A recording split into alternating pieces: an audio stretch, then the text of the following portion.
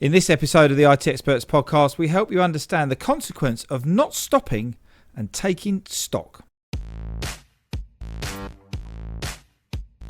Welcome to the IT Experts podcast, the only podcast to help MSPs scale to 1 million, and if already there, get to 5 and go faster. At the end of the day, isn't it all about building a business that works for you rather than you for it? I hope you enjoy the show.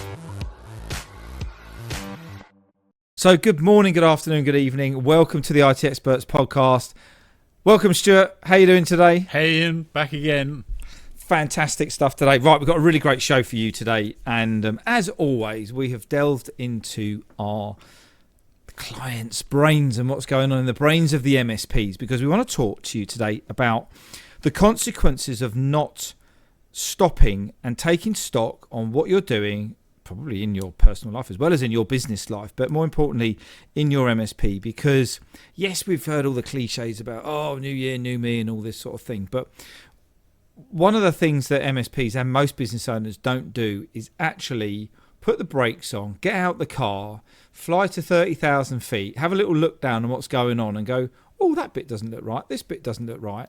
And actually taking that time out to, I guess, strategically plan, isn't it? Isn't that what it is? Yeah, completely, Ian. And we spend our life doing this with we our do, clients. I was just trying to think of some client examples, and Stuart's just said, every one of them, every week, Ian. Yeah, it is. And our reason for existence, our raison d'etre, is to get people to stop and take stock. And it's easy to forget that's what we do. Yeah. And hence why we want to do a podcast Yeah. about it, because it's so powerful. But if you don't, there's consequences to be had for it. And actually, day to day, most people are fine. Yeah. But it's when you don't stop, you don't look up, do you? You know, it's like everybody today has got a phone, and you look on down any high street, and everyone's walking along with their head down, looking at their phone because they don't bother to read a map anymore or know where they're going, or they're typing the shopping list or whatever it is they're up to. And you see it all the time. People walk into each other, they nearly hit lampposts, or worse. In fact, people probably get run over because of it. And if you've ever heard the words come out of your mouth that say, do you know what? I never looked at it like that. I've never thought about it like that. That's at a time when someone's got in your way and tripped you up or put a zebra crossing in your way and said, well, just stop and think about it like this. I did it like this, or I did it like that, or this is how I approached, I don't know, sales and marketing or your planning or whatever it might be. And those are the moments when someone has caused you to stop and plan and stop. But it's really exciting today because we're actually going to share with you a framework, aren't we? We are. A framework that will really, again, does exactly what you said. It makes whoever hears it just sit back and go, oh my goodness, you're so right. I do that all the time. And yes, if I keep doing it, or when I have been doing it, that's exactly what's happened to me. Because you're never like walking around with your head down looking at your phone while walking down the high street. You're never more than 2 steps away from getting run over. Absolutely. On this episode of the IT Experts podcast, you've got some homework. If you haven't got in front of you already, you're remarkable, because we know you don't like bits of paper. Get a bit of paper and a pen, and Stuart will run through something with you in a little bit further. But what's the impact of not stopping? How does this kind of feel like? Because some people might be going, yeah, I do stop, and we have a little think, and we have a weekly meeting, so everything's okay. But we're not just talking about having a weekly meeting to say, everything okay, team, are we? We're going much deeper than that, aren't we? Yeah, we are. I think at the micro level, yes, it's your daily huddle. And stopping to have a chat with, or a quality conversation, you should actually say, about what's actually going on the front line, so that we make sure that we do the right thing tomorrow and pick up on the right thing from yesterday, handing the baton on. And I think most MSPs have got a good rhythm of daily huddles or weekly check-ins. But are they having quality conversations at that point? That's the key. And are they aligned with the goals of the help desk or the project team or the finance team or whatever it is? And if those conversations aren't, there's a bit of a waste of doing it. But I think the important point is that if as business owners we don't stop and take stock about where we're headed, head down on our phone, is there's unintended or unseen consequences that come from it. When suddenly a client says they're leaving, when actually if you'd bothered to get out of the detail and go and see them, you maybe have anticipated it, whether you could have stopped it or not, but at least it wouldn't be a shock that they're off in 3 months or 2 months or 1 month. and that you might have had a year's kind of insight into the fact something's going on here. I need to be doing something about it. If you're not stopping and talking to your key employees or all of them, and suddenly you get a shock resignation, it's like, why didn't I see that coming? Or why didn't I anticipate the fact that young people are moving on, they want to earn more money, they're having babies, they're having moving house. If you're not anticipating their needs and being able to re-enroll them in the journey of your business so that they feel like they're being paid the right amount and they're being supported in their careers, then they're just suddenly going to tell you they're leaving, and you're going, oh my goodness, I've just lost a really important member of staff. Now, that might be a good thing because they might be not that good, or the fact that you have actually outgrown them and haven't got something for them, and it allows you to refresh the people you've got it. But the thing I want to talk about today that we want to share is the momentum matrix. Yep. The momentum matrix is a way of looking at where you are spending your time and how you want to spend your time to strategically get the most out of your business, your people, and your clients. So if you had a piece of paper in front of you and you drew a big cross, so that it's got 4 quadrants, and on the top right-hand corner, there's a box we want to call performing. And this is your happy place. This is where your business is performing fantastically. Profits are up, revenues are up, staff are motivated, clients are happy. It's all pretty good. You're taking home the money you want to take home. The business is feeling great. However, there are 3 other quadrants to this model. And the one below performing, so the bottom right quadrant, is what we call the black box. Sound effects come in. And the black box is the box of denial. Now, this is the box that sits around us every day, every week, every month. And it's the stuff that's going on that we don't notice. Or we do notice, and it's not that serious, so we ignore it. Or it's going on and we don't ignore it because we can't see it, because we're not looking at our numbers, we're not talking to our staff, we're not talking to our customers. And it's stuff that's going on that over time can start to impact your revenue, customer satisfaction, margin, employee satisfaction, employee retention. And you put it down to this, that and the other, and you ignore it. And you carry on doing what you've been doing, and you think, yeah, life's okay. It was great, but it's okay at the moment, and I'm used to that kind of seesaw.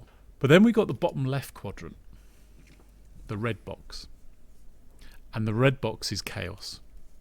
Because eventually the stuff that we ignore, the stuff that we put off, eventually blows up on us. Or it looms out of the darkness like a huge iceberg and crash, we smash into it. And the damage can be huge, or at least it can be painful and a huge shock. And it can feel like we're lurching 3 or 4 steps back from the 2 that we might have made over the last few months, or 1 even. And that's when it just smashes you in the face, and you're like, oh my God, I've got to do something about it. I have no choice. It could be cash flow. It could be I'm losing 50% of my revenue because that's my biggest client. Things like that. Breach. And it's things that make you stop and immediately put into place some thinking and some planning and survival. At worst, it's survival. In many cases, it's more of what we call the top left box, which is called renewal. And renewal is this amazing place, even in the midst of chaos and crisis, that suddenly you get this, oh my God, head in my hands, what am I going to do? To, okay, I need to do something. What are my options? This looks like the best option. Right, this is what we're going to do. And that renewal, because it makes you sit up and look at cause and effect, not just fixing the problem in front of you. And it makes you start to take responsibility for, do you know what? I don't like the direction I'm headed. I don't like what's going on. And that's when people get the kind of road to Damascus moment of, light bulb moment. Yeah, we've light got to do bulb something. moment. We can't carry on with this. We can't carry on with the same PSA or the same attitude to our staff or showing up the way I do or just never going into the office. I need to start being a better leader. I need to be focused on my numbers and understand my profitability, because we can't keep going on like this, because the consequences aren't worth having. But it's a really energizing place, even if you're having to dispel bad news. I've been involved in businesses over the years where we've, for the sake of the business and market conditions, 9/11, financial crisis, 2008, where we've had to look at the business and the marketplace and make decisions, make people redundant, restructure businesses for the health of the bigger picture. Yeah. And it's transformational, because as a leader, when you step up and you inject this energy around renewal, guys, we can't carry on the way we are. This is what we're going to do. You reframe the vision, you explain the challenge, the opportunity that the business faces, and you get clear about, by involving everyone in it as well, you get clear about what the plan is to move the business forward from here. And that's energizing for everybody, because it means when you're in that black box of denial and then smashed in the face in the box of chaos, employees are probably going, we could see that happening. Yeah. Everyone I knew this was going to happen. Do you know what? It's not a surprise when you look back. It's, management had their head in the clouds. They didn't care. They were too arrogant. Whatever they are thinking, and this is particularly in corporate organisations and even in small businesses, when somebody leaves and everyone goes, about time you got rid of that person. Well, why didn't you tell me that they were not pulling their weight and a bit toxic? It was like, didn't ask. Didn't think I should say. You're the boss. And it's, but when you look yourself in the mirror, you realise you knew it was going on and you chose to ignore it by being too busy. And the momentum matrix is a great way of looking at it in these 4 quadrants. But how can you use this to your advantage? Because in the world of business and life, we are either moving forward or backwards. There's very little standing still. The old adage, you're either growing or dying. Yeah. And so why take the long route through those boxes, around the edges of spending a long time in progress and then a long time in denial and then smashing into chaos after maybe a couple of years of being in denial, where profits have been dropping, revenues have been dropping, slowly, death of 1,000 cuts. What if you could engineer a way to move rapidly through denial and chaos and back into renewal, or even just oscillate between renewal and performing? That's called business planning. And that's the end of the show. No, we wouldn't. Sorry, I just had to do that. We shared this matrix last week with our clients, and you could just see light bulbs going, oh my God, I've been banging my head against a brick wall. And then I'm going, no, it's all right. No, it doesn't really matter. Then you go on holiday and you get a bit refreshed. And then within a week, you realise that you're actually still smashing between denial and chaos. And it only takes a light bulb moment to move into renewal. What, in your view, Stuart, when we're moving from chaos to renewal, that is the light bulb moment, the moment when we go, enough is enough. What stops people moving into that renewal box? What is it? Fear? Is it comfort zone? We talked about comfort zone a lot of time. I think it's a mix of fear. So I'm scared of my numbers, or I know there's a problem, or I know that I'm vulnerable with those couple of clients. But if I don't go and see them, the problem, they're not going to leave. Yeah, they're not going to leave because I won't talk to them. And it might be that those clients have been with you a long time. Yeah. So actually, if you don't fix it, but this is the thing we encounter. We encounter businesses that have been okay, and if you're okay with okay, that's okay. Yeah. But then they're lurch into chaos. And only last month we were onboarding somebody who'd dropped from literally 1.1 million to 500k. Yeah. Because they'd done exactly this. Yeah. They had a really great client for many years. Hey. Yeah. Great. Enjoy it while you can, but never de-risk them. And so now, after many years and thinking maybe I could exit this, and I'm older and my business is fantastic, suddenly they're back starting again. Yeah. And realizing that they should have, in hindsight, de-risked the business a long time ago, but they were comfortable.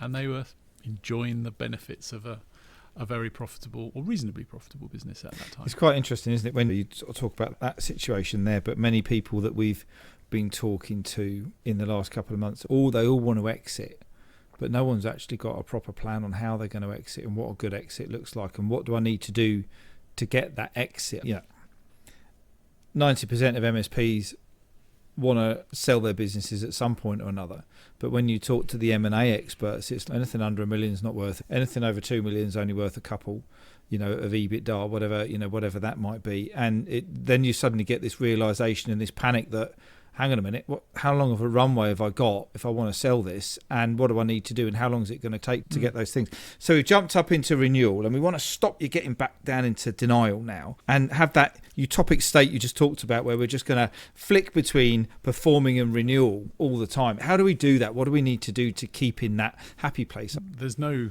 secret sauce here. Because it's got to be, Stuart. We can't just go out there and talk about it and not come up with... No, we've talked about it on this show before. It's that rhythm of review, but that structured rhythm of review from company level to department level to individual level, linking KPIs to behaviour. But that rhythm of review, that oscillation between renewal, reinvention, or continuous improvement and progress, so that we're avoiding the denial boxes and the chaos that can come from not looking up and being deliberate about where we're going, is the quality of the conversation, and the frequency of the conversation.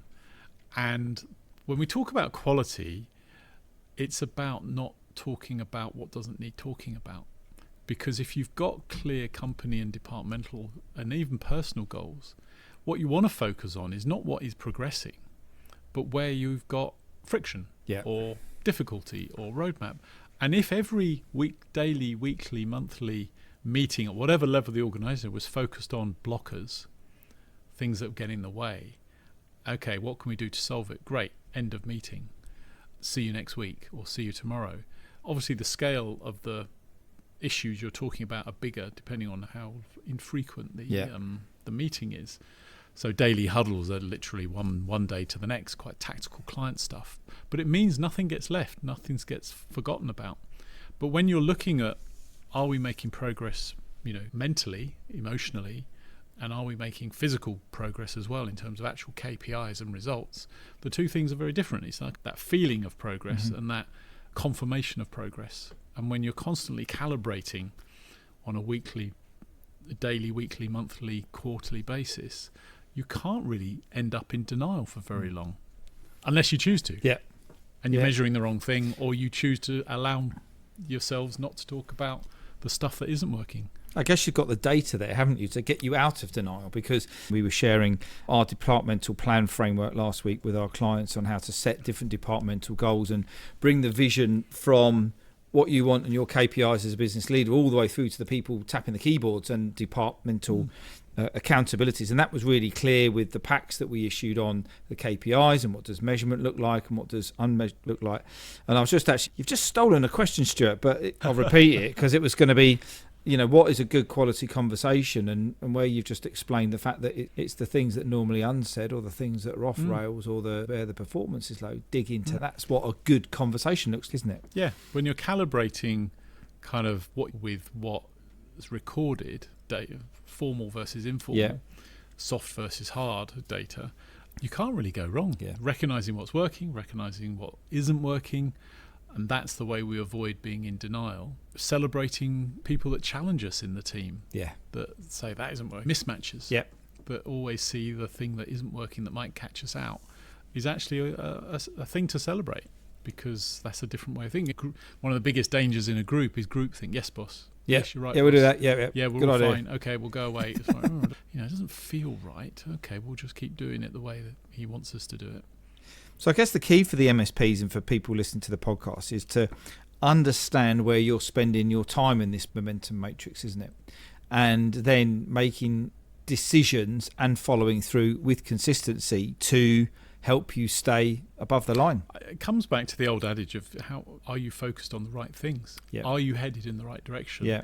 And do you feel that's correct? And does the data tell you that it's correct? Your revenue, your margins, your customer satisfaction, your utilization of engineer both in cost and time, the noise of tickets. There is so much data available, but you don't need every KPI or piece of data that your PSA can spit out. No. You need one, two maximum for each department. And you've only effectively got help desk, operations, support, whatever you want to call it, projects, finance, account management, and sales separately. You could say marketing, but they're probably blended together in some respect. So you're looking at 4 departments as a minimum. Simple as that. With a couple of key KPIs, and then that measure results and success across the month or the year.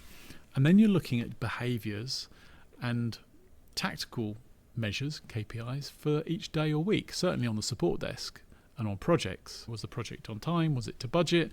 What did we learn from it? Yeah. That might be boring to do and, I haven't got time to do it, I need to go to the next project. But that's where you become one of the best in terms of what you do and in your area.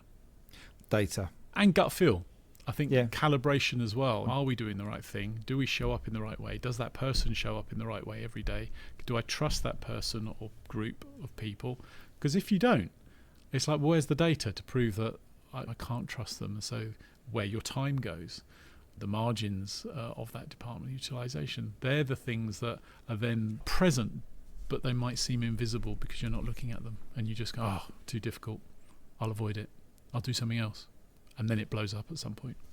Love it. Stuart, amazing insights there into that momentum matrix. Final thoughts for you on this one? Stop, take stock, and understand where you spend your time. And are you in denial? Because you'll know if you're in chaos. And think about how you could oscillate between renewal and performing, and that those results do mean that you are headed where you want to go. Because if you're not, if you're honest with yourself and you're not, do something about it. Get some help. And this is actually, you've just hit the nail on the head there. You've got to be brutally honest and really critical with yourself about this, because you can always sit here and go, yeah, we're all right. Do this on your own. Don't share it with anyone else, and be completely honest with you. And that's it. Just find someone to help you. Great. Thanks ever so much, Stuart. Catch up with you in the next one. Always great fun. See you soon. Oh, but one last thing just before you shoot off. And if you're curious about how this episode links with the ability to scale your MSP to $1 million, or if you're already there, accelerate to 5, then we want to invite you to come and take the MSP Mastery Quiz. And in just 3 minutes, you're going to get a 360-degree scan of your business, where you can identify the 1 or 2 tactics that can help you find more time, engage and align your people, and help generate more leads in your MSP. It's really simple. Just click on the link in the show notes. And if you have enjoyed this episode, we'd love to get some feedback from you by means of a rating and review on Spotify or iTunes or your podcast platform of choice. We really appreciate every single one of them. Now you can go and enjoy the rest of your day, and we look forward to catching up and connecting with you soon. All the best now.